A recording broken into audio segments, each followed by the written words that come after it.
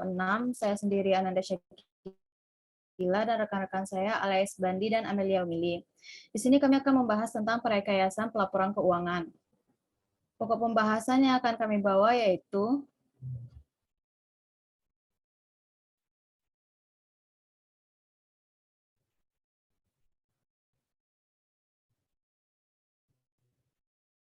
yang pertama yaitu proses perekayasaan, yang kedua konsep informasi akuntansi, yang ketiga kerangka konseptual, yang keempat prinsip akuntansi berterima umum atau PABUM. Materi pertama akan dibahas oleh Amelia Omili. Kepada Amelia Omili kita persilakan. Baiklah, saya akan membahas materi yang pertama yaitu tentang perekayaan pelaporan keuangan. Telah disinggung sebelumnya bahwa pengertian teori akuntansi merupakan seperangkat pengetahuan yang mempelajari perekayasaan penyediaan jasa secara nasional berupa informasi keuangan kuantitatif, unit-unit organisasi dalam suatu lingkungan negara tertentu, dan cara penyampaian informasi tersebut kepada pihak yang berkepentingan untuk dijadikan dasar pengambilan keputusan ekonomi. Agar manfaat akuntansi dapat dirasakan, pengetahuan perekayasaan tersebut harus diaplikasikan dalam suatu wilayah atau negara. Wujud aplikasi ini adalah terciptanya suatu mekanisme pelaporan keuangan nasional yang dengannya unit-unit organisasi bisnis, non-bisnis, dan pemerintahan dalam suatu negara menyediakan data dan menyampaikan informasi keuangan kepada para pengambil keputusan yang dianggap paling dominan dan berpengaruh dalam pencapaian tujuan negara. Materi yang pertama ada proses perekayasaan.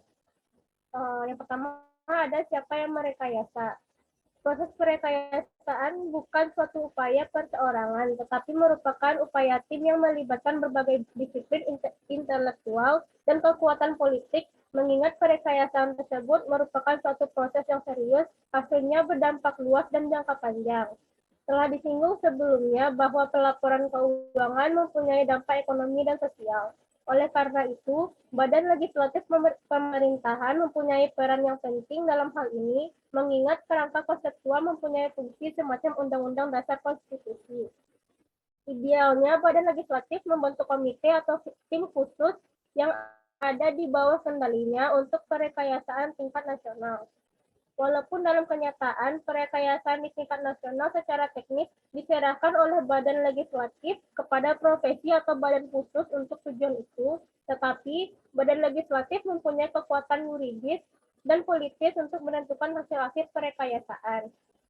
Yang kedua, ada aspek semantik dalam perekayasaan. Proses semantik ini tidak lain adalah memilih dan menyimbolkan objek-objek khusus kegiatan perusahaan yang relevan oleh objek-objek statement keuangan. Model yang sekarang dikenal secara luas adalah menyimbolkan kegiatan fisik perusahaan dalam 10 elemen yang akhirnya terrefleksi dalam statement keuangan, yakni aset, kewajiban, ekuitas, pendapatan, biaya, utang, gaji, investasi pemilik, dan laba komprehensif. Berikutnya ada proses saksama. Berikut ini adalah proses saksama yang dilaksanakan FASB dalam menyusun pernyataan resmi, yaitu mengevaluasi masalah. Dalam tahap ini, FASB mengidentifikasi masalah akuntansi dan pelaporan. Bila pelaporan memenuhi kriteria untuk ditindaklanjuti dalam bentuk standar, masalah tersebut dimasukkan dalam agenda persidangan FASB. Yang kedua, ada mengadakan riset dan analisis. Tugas ini biasanya dilakukan oleh staf teknis FASB dalam satuan tugas yang terdiri dari ahli di luar FASB yang ditunjuk dan dikomisi oleh FASB. Hasil analisis diterbitkan dalam bentuk laporan dan riset. Yang ketiga, ada menyusun dan mendistribusikan memorandum diskusi kepada setiap pihak yang berkepentingan. Memorandum ini berisi analisis terinci semua aspek masalah yang telah disidangkan pada tingkat awal. Berikutnya ada mengadakan dengan rapat umum untuk membahas masalah yang diungkapkan dalam memorandum diskusi.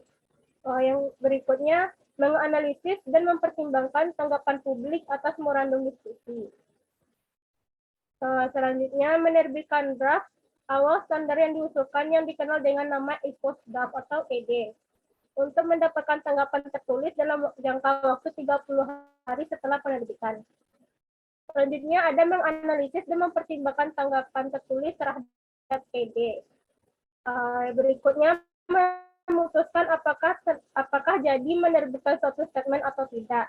Statement dapat diterbitkan kalau mayoritas anggota menyetujuinya. Yang terakhir ada penerbitan statement yang bersangkutan. Materi berikutnya akan dilanjutkan oleh rekan saya, Alia Isbandi. Kepada Alia, saya persilakan. Baik, terima kasih. Selanjutnya, yang kedua yaitu konsep informasi akuntansi. Nilai akuntansi adalah kemampuan informasi untuk meningkatkan pengetahuan dan keyakinan pemakai dalam pengambilan keputusan. Simbol-simbol atau elemen-elemen yang termuat dalam seperangkat statement keuangan sebenarnya tidak mempunyai makna kalau tiap elemen diinterpretasikan sebagai objek yang berdiri sendiri. Maksudnya yaitu satu elemen dan jumlah rupiah belum memberikan informasi kalau tidak dihubungkan dengan elemen lainnya. Semua elemen harus diinterpretasikan sebagai satu kesatuan. Selanjutnya yaitu kerangka konseptual.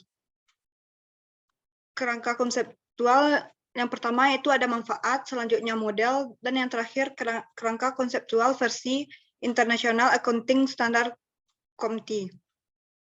Yang pertama yaitu ada manfaat. Manfaat kerangka konseptual memberikan pengarahan atau pedoman kepada badan yang bertanggung jawab dalam penyusunan atau penetap standar akuntansi. Yang kedua, menjadi acuan dalam memecahkan masalah-masalah akuntansi yang dijumpai dalam praktek yang perlakuannya belum diatur dalam standar atau pedoman spesifik. Selanjutnya, menentukan batas-batas pertimbangan penyusunan statement keuangan. Yang keempat, meningkatkan pemahaman pemakai statement keuangan dan meningkatkan keyakinan terhadap statement keuangan. Yang terakhir, meningkatkan keterbandingan statement keuangan antar perusahaan. Yang kedua, model.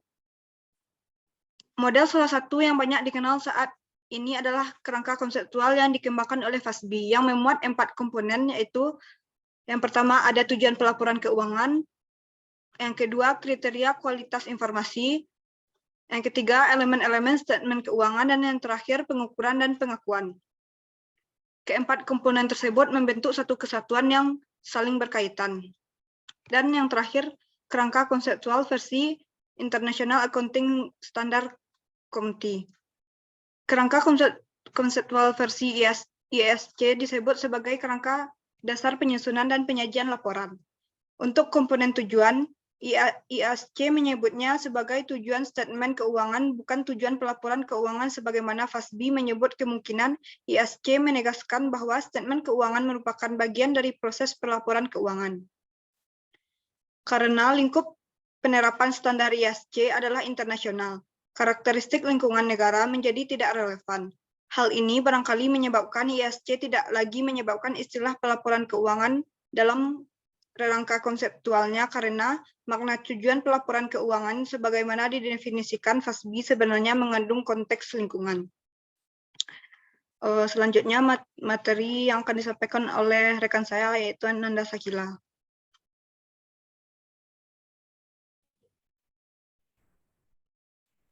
Baiklah, selanjutnya materinya yaitu prinsip akuntansi berterima umum atau PABU. Yang pertama, PABU adalah suatu kerangka pedoman yang terdiri atas standar akuntansi dan sumber-sumber lain yang didukung berlakunya secara resmi atau yuridis, teoritis, dan praktis. PABU ini dibentuk oleh dua pedoman, yaitu pedoman yang ditentukan secara resmi oleh badan yang berwenang dalam bentuk standar akuntansi atau juga pedoman-pedoman yang baik dan tengah banyak dipraktikkan dapat digunakan sebagai acuan bila hal tersebut tidak bertentangan dengan kerangka konseptual atau didukung berlakunya secara autoritatif. Yang pertama yaitu PABU versi APB, Accounting Principles Board. PABU dalam versi ini terdiri dari landasan konseptual seperti dalam kerangka konseptual versi FASB dan PABU, yang disebut landasan operasional atau praktik yang terdiri dari prinsip mendasar, prinsip operasi umum, dan prinsip terinci. Yang kedua yaitu PABU menurut versi Ruben PABU.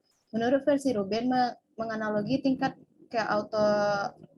keautoratifan yang membentuk suatu hierarki dengan suatu bentuk bangunan rumah ini, menggambarkan PABU sebagai kerangka pedoman yang dideskripsikan oleh AICPA dalam SAS nomor 43. Yang ketiga yaitu pada PABU versi SAS nomor 69, menggambarkan PABU sebagai dua hierarki paralel, satu untuk entitas non-kepemerintahan dan yang lain untuk entitas kepemerintahan. Sedangkan PABU versi SPAP adalah PABU yang diambil dari SAS nomor 69, tetapi hanya diambil untuk entitas non-kepemerintahan, bisnis dan non-bisnis. Baiklah, sekian hasil presentasi dari kelompok kami. Apabila ada kekurangan kami mohon maaf. Wassalamualaikum warahmatullahi wabarakatuh.